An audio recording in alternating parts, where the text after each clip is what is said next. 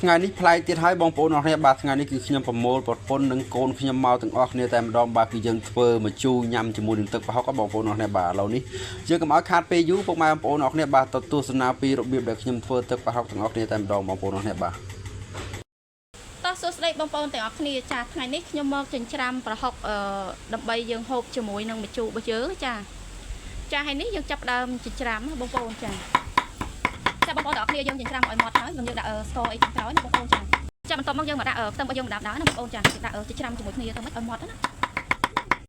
ចាឥឡូវនេះឃើញថាប្រហុករបស់យើងបានម៉ត់ហើយចាឥឡូវយើងយកមកដាក់ចានដើម្បីយើងច្របល់ជាមួយនឹងស្ករប៊ីចេងហើយនឹងម្ទេសរបស់យើងចាខ្ញុំអត់មានម្ទេសគ្រាប់ដាក់ទេបងប្អូនទាំងអស់គ្នាខ្ញុំដាក់ម្ទេសម៉ត់ណាចានេះម្ទេសម៉ត់របស់យើងចាស្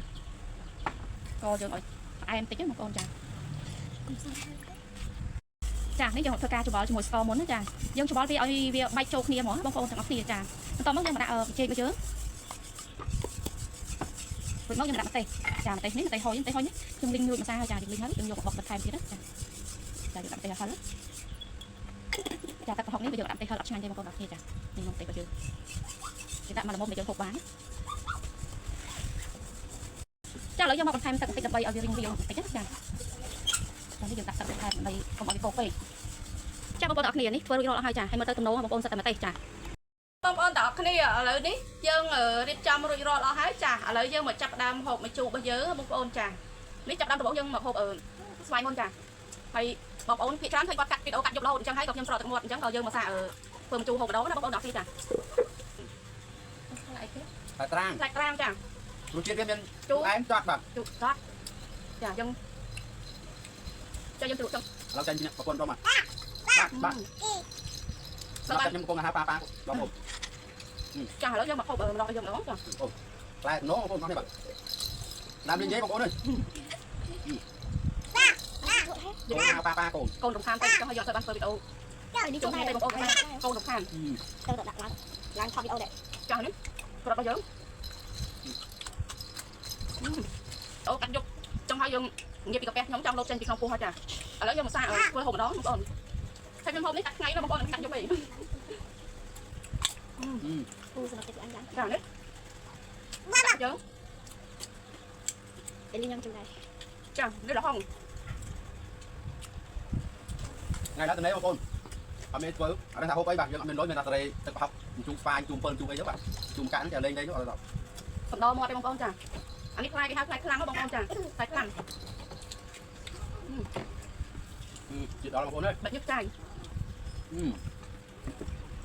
នេះចាំចូលកាមេរ៉ាដែរនេះអត់វីដេអូតែឯងមានអារម្មណ៍ថាអត់ទៅបានទេបងប្អូនបើតាប្រពន្ធខ្ញុំគាត់មានកាមេរ៉ាបាទរំតលួងគាត់បានចេញមុខបងប្អូនមិនងាយទេបាទអេលីជ្រូកដែរឡើយពូចឹងនេះបាយរបស់យើងបងប្អូននេះយើងរំទឹករបស់យើងត្រូវហូបជាមួយផ្លែកៅដែរបងប្អូននេះយើងច្រកតាមបីចឹងណាបងប្អូនចាđâyបងប្អូនបងខ្ញុំគាត់មានកាមេរ៉ាបងប្អូនតម្រំតលួងគាត់បានចេញមុខមិនងាយទេបងប្អូនអើយបងប្អូនដូចកងផ្ទះបងរំបានចេញមុខឥឡូវបានចេញមុខហើយបងប្អូនចូលខ្ញុំក៏ណាស់នេះអំបិលរបស់យើងចានេះយើងតែជុំគេឲ្យអំបិលនេះបងប្អូនចាអំបិលហើយដំណប់ចិត្តខ្ញុំនេះដល់ហើយបងប្អូនអត់មើលហើយណាបាយមើលកូនបាយមើលអ៊ីចានេះបងតាយាយចាចានេះប្រត់របស់យើងដំណប់ចិត្តខ្ញុំបងប្អូនអស់គ្នាបានមើលហើយទៅបាទនេះរៀងផ្អែមបន្តិចចឹងយើងជ្រលក់ជាមួយនឹងទឹកប្រហុករបស់យើងអត់សូវត្រូវគ្នាទេចាហើយវីដេអូរបស់យើងគឺអត់មានច្រើនទេបងប្អូនអរគ្នាបាទមានតែប៉ុណ្្នឹងទេបាទសូមអរគុណច្រើនសូមជម្រាបលាបាយ